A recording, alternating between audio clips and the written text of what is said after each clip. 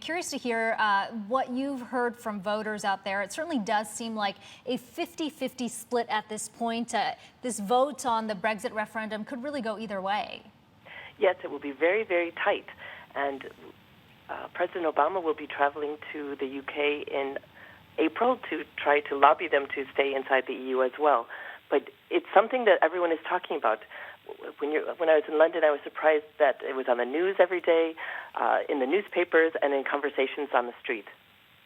It does seem like we've certainly seen the polls shift in favor of Eurosceptics over the last year. We just had that story before we got to you about the migration crisis there. Would you say that's been the main factor?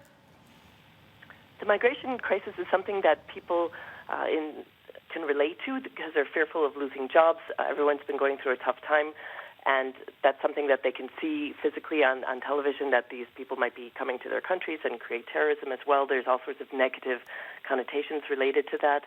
But leaving the EU also has huge costs. So there's a big question about facts. And there's the battle of facts right now going on in the UK. Which facts are people using? The IMF, the EU's, Britain? It's very unclear. So even in this day and age, it's not very clear for them to see a cost-benefit analysis of staying or leaving. And it's very political because some people feel the issue of sovereignty.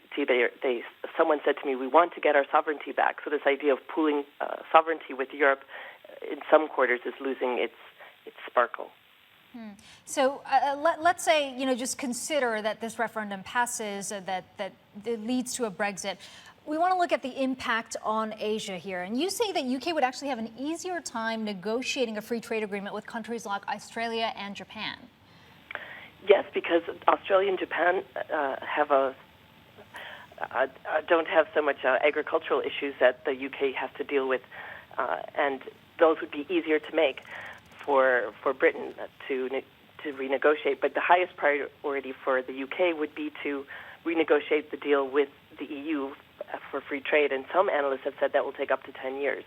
So Britain would be smaller and more nimble, and some smaller organizations feel that the future is Asia, so they could make these deals in Asia, but they're not in a time of large regional trade pacts.